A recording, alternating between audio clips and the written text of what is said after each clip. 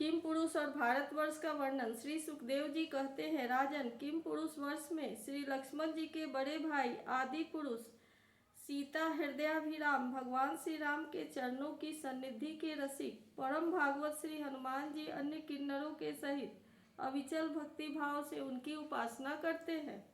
वहाँ अन्य गंधर्वों के सहित अष्टिसेन उनके स्वामी भगवान राम की परम कल्याणमयी गुणगाथा गाते रहते हैं।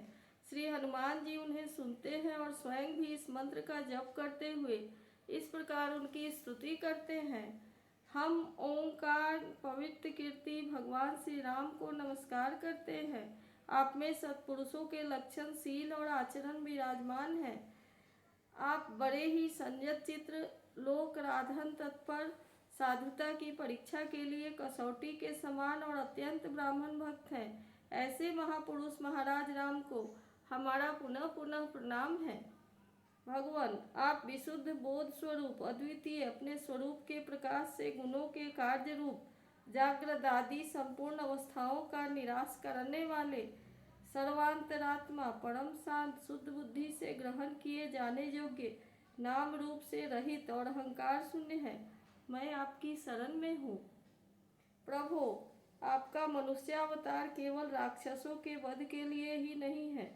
इसका मुख्य उद्देश्य तो मनुष्यों को शिक्षा देना है, अन्यथा अपने स्वरूप में ही रमन करने वाले साक्षात जगदात्मा जगदीश्वर को सीता जी के वियोग में इतना दुख कैसे हो सकता है। आप धीर पुरुषों के आत्मा और प्रियतम भगवान वासुदेव हैं। त्रिलोकी की किसी भी वस्तु में आपकी आसक्ति नहीं है।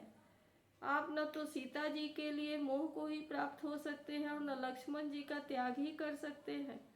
आपके यह व्यापार केवल लोक शिक्षा के लिए ही है। लक्ष्मणाग्रज, उत्तम कुल में जन्म, सुंदरता, वाक चातुरी, बुद्धि और श्रेष्ठ योनि, इनमें से कोई भी गुण आपकी प्रसन्नता का कारण नहीं हो सकता। यह बात दिखाने के लिए ही आपने इन सब गुणों से रहित हम वनवासी वानरों से मित्रता की है।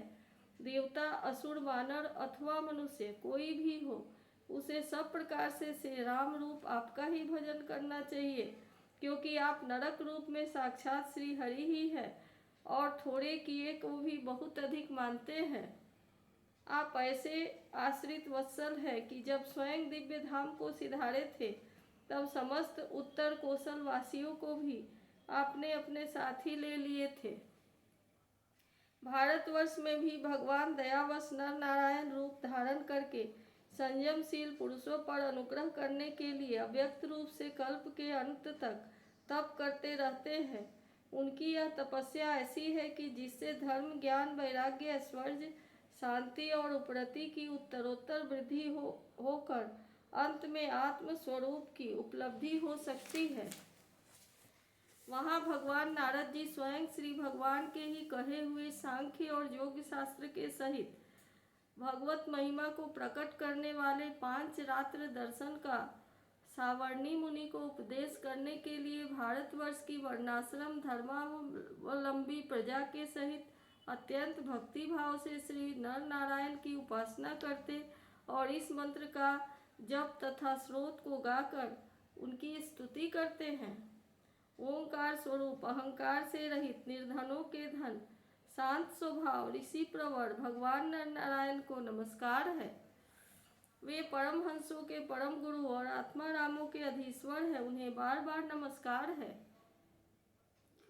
वे यह गाते हैं, जो विश्व की उत्पत्ति आदि में उनके कर्ता होकर भी कर्तृत्व के अभिमान से नहीं बनते, शरीर में रहते हुए भी उनके धर्म, भूख, प्यास आदि के वशीभूत नहीं होते तथा दृष्टा होने पर भी जिनकी दृष्टि दृश्य के गुण दोषों से दूषित नहीं होती, उन असंग और विशुद्ध साक्षी स्वरूप भगवान नर नारायण को नमस्कार है। योगेश्वर हिरण्यगर्भ भगवान ब्रह्मा जी ने योग साधना की सबसे बड़ी कुशलता यही बतलाई है कि मनुष्य अंतकाल में देहाभिमान को छोड़कर भक्ति पूर्वक आपके प्राकृत गुण रहित स्वरूप में अपना मन लगावे।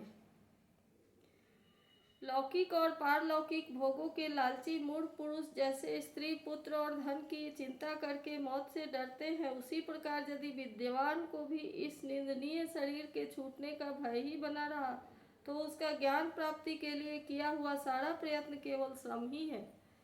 अतः अधोक्षज, आप हमें अपना स्वाभाविक प्रेम रूप भक्ति योग प्रदान कीजिए, जिससे कि प्रभु इस निंदनीय शरीर में आपकी माया के कारण बुद्ध मूल हुई दुर्वेद्य अहंता ममता को हम तुरंत ही काट डालें। राजन, इस भारतवर्ष में भी बहुत से पर्वत और नदियां हैं, जैसे मलय, मंगल, प्रस्थ, मैनाक, चित्रकूट, ऋषभ, कुटक, कोल्लक, सह्य, देवगिरी, ऋष्यमुख, श्रीशैल, वेंकट, महेंद्र, वारीधार, विंध्य, शक्तिमान, ऋक्षगिरी, पारियात्र, द्रोण, चित्रकूट, गोवर्धन, रैवतक, कुकुभ, नील, कामुक, इंद्रकील और कामगिरी आदि। इस प्रकार और भी सैकड़ों हजारों पर्वत हैं। उनके तट प्रांतों से निकलने वाले नद और नदियां भी अगणित हैं। ये नदियां अपनों नामों से ही जीव को पवित्र कर देती है और भारतीय प्रजा इन्हीं की जल में स्नानादि करती है। उनमें से मुख्य नदियां ये है: चंद्रवसा, ताम्रपर्णी, अवटोदा, कृतमाला, वैहायसी, कावेरी, वेणी, पश्चिनी, सरकरवर्ता, तुंगभद्रा, कृष्णा, वेन्या, भीमरथी, गोदावरी, निर्विद्या, पायोष्णी, तापी, रेवा, सुरसा, नर्मदा, चर्वणवंती, सिंधु, अंध और सोन नाम के नद, महानदी, वेद, स्मृति, ऋषि, कुल्या, त्रिशामा, कौशिकी, मंदाकिनी, जमुना, सरस्वती, दृष्टवती, गोमती, सरजू, रोधस्वती, सप्तस्वती, सुषोमा, शतद्रु, चंद्रभागा, मरुत, वृद्धा, विस्त तथा आसक्ति और विश्वा। इस वर्ष में जन्म लेने वाले पुरुष को ही अपने किए हुए सात्विक, राजस और तामस कर्मों के अनुसार क्रमशः नाना प्रकार की दिव्य मानुष और नारकी जोनियां प्राप्त होती हैं, क्योंकि कर्मानुसार सब जीवों को सभी जोनियां प्राप्त हो सकती हैं। इसी वर्ष में अपने अपने वर्ण के लिए नियत किए हुए धर्मों का विधिवत अनुष्ठान करने से मोक्ष तक की प्राप्ति हो सकती है। परीक्षित, संपूर्ण भूतों के आत्मा, रोगादि दोषों से रहित, अनिवर्चनीय, निराधार परमात्मा भगवान वासुदेव में अनन्य एवं अहैतुक भक्ति भाव ही मोक्ष पद है। यह भक्ति भाव तभी प्राप्त होता है जब अनेक प्रकार की गतियों को प्रकट करने वाली अविद्या रूप हृदय की ग्रंथि कट जाने पर भगवान के प्रेमी भक्तों के संग से मिलता है। देवता भी भारतवर्ष में उत्पन्न हुए मनुष्यों को इस प्रकार महिमा गाते हैं: आहा, जिन जीवों ने भारतवर्ष में भगवान की सेवा के योग्य मनुष्य जन्म प्राप्त किया है, उन्होंने ऐसा क्या पुण्य किया है, अथवा इन पर स्वयं श्री हरि ही प्रसन्न हो गए हैं। इस परम सौभाग्य के लिए तो निरंतर हम भी तरसते रहते हैं। हमें बड़े कठोर यज्ञ, तप, व्रत और दानादि करके जो यह तुच्छ स्वर्ग का अधिकार प्राप्त हुआ है, इससे क्या लाभ है। यहाँ तो इंद्रियों के भोगों की अधिकता के कारण स्मृति शक्ति छिन जाती है, अतः कभी श्री नारायण के चरण कमलों की स्मृति होती भी नहीं। यह स्वर्ग तो क्या, जहाँ के निवासियों की एक एक कल्प की आयु होती है, किंतु जहाँ से फिर संसार चक्र में लौटना पड़ता है, उन ब्रह्मलोकादि की अपेक्षा भी भारत भूमि में थोड़ी आयु वाले होकर जन्म लेना अच्छा है, क्योंकि यहाँ धीर पुरुष एक क्षण में ही अपने इस मर्त्य शरीर से किए हुए संपूर्ण कर्म श्री भगवान को अर्पण करके उनका अभय पद प्राप्त कर सकता है। जहाँ भगवत कथा की अमृतमय सरिता नहीं बहती, जहाँ उनके उद्गम स्थान भगवत भक्त साधुजन निवास नहीं करते, और जहाँ नृत्य गीत आदि के साथ बड़े समारोह से भगवान यज्ञ पुरुष की पूजा अर्चना नहीं की जाती, वह चाहे ब्रह्मलोक ही क्यों न हो, उनका सेवन नहीं करना चाहिए। जिन जीवों में इस भारतवर्ष में ज्ञान, विवेक, बुद्धि, तदनुकूल कर्म तथा उस कर्म के उपयोगी द्रव्यादि सामग्री से संपन्न मनुष्य जन्म पाया है, वे यदि आवागमन के चक्र से निकलने का प्रयत्न नहीं करते, तो व्याध की फांसी से छूटकर भी फलादि के लोभ से उसी वृक्ष पर विहार करने वाले वनवासी पक्षियों के समान फिर बंधन में पड़ जाते हैं। अहो, इन भारतवासियों का कैसा सौभाग्य है जब ये यज्ञ में भिन्न भिन्न देवताओं के उद्देश्य से अलग अलग भाग रखकर विधि मंत्र और द्रव्यादि के योग से श्रद्धा पूर्वक उन्हें हवि प्रदान करते हैं, तब इस प्रकार इंद्रादि भिन्न भिन्न नामों से पुकारे जाने पर संपूर्ण कामनाओं के पूर्ण करने वाले स्वयं पूर्ण काम श्री हरि प्रसन्न होकर उस हवि को ग्रहण करते हैं। यह ठीक है कि भगवान सकाम पुरुषों के मांगने पर उन्हें अभिष्ट फल पदार्थ देते हैं, किंतु यह भगवान का वास्तविक दान नहीं है, क्योंकि उन वस्तुओं को पा लेने पर भी मनुष्य मन में पुनः कामनाएं होती रहती हैं।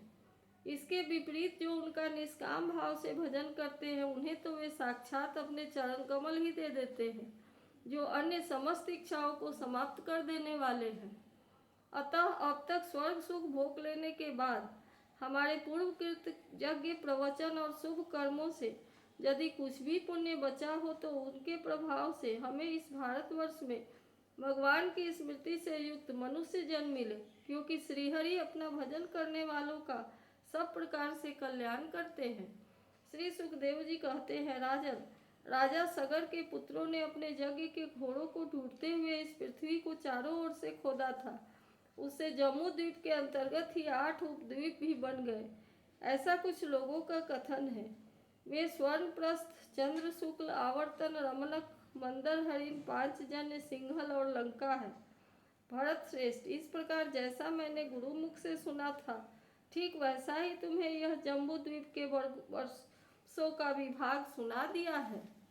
इति श्रीमद्भागवत महापुराणे पारमहंस्या संहितायां पंचम स्कंधे जम्बूद्वीप वर्णने नैमिको नाम 20ोऽध्यायः।